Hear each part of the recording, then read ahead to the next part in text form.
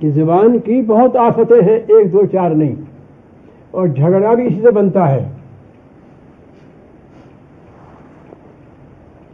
جیسے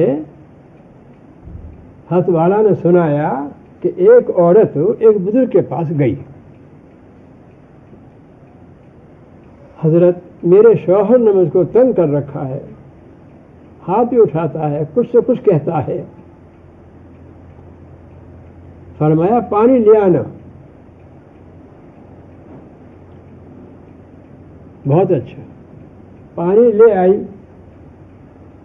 کچھ پڑھا یا نہ پڑھا، بتانا تو یہ ہے کہ دے دیا اس کو جو بوتل وغیرہ پانی لائی تھی، اور یہ کہا کہ دیکھو جب تمہارا میاں تم پر جھلاوے، ناراض ہو، تیز ہو، زبان درازی کرے تو تم جلدی سے اس بوتل میں سے پانی منہ میں لے کر اور بیٹھ جانا، نہ تو پینا نہ کلی کرنا،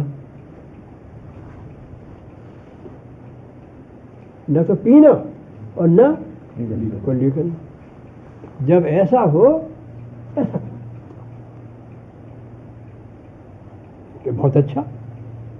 وہ لے گئی. اب جب کبھی وہ جھلاتا ہے، ناراض ہوتا ہے، اس میں سے پانی لیا اور منہ میں لے کے بیٹھ گئی، بات بڑھتی نہیں.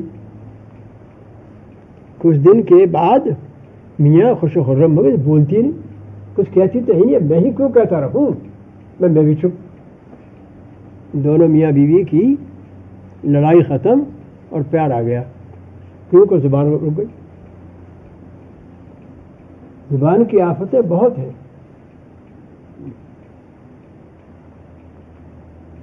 جرمہ صغیر، حدیث شریف میں کہ یہ چھوٹی سی چمڑا ذرا سی ہے، لیکن اس کے معاشی کبیر کثیر بہت.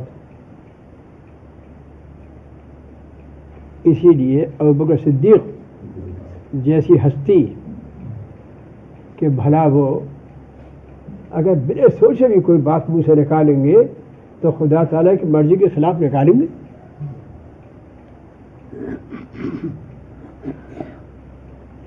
لیکن جب باہر نکلتے، کہیں بازار سے گزرتے، تو اپنی زبان کو ذرا باہر نکال کر پکڑ کر چلتے. دیکھا آپ نے جنتی ان 10 میں سے ایک یہ بھی ہے، زبان پکڑ. صحابی نے کسی نے پوچھا کہ یہ کیا ہے؟ فرمایا کہ میں یہاں بازار میں سے نکل رہا ہوں، مختلف قسم کے لوگ گزرتے ہیں اور مختلف قسم کی چیزیں سامنے آتی ہیں، کہیں ایسا نہ ہو کہ بلا سوچے سمجھے میری زبان چلے اور ان کی دل شکنی ہو یا مجھ سے کوئی معصیت ہو جائے. نامناسب اور بیجا زبان سے کوئی بات نکلے.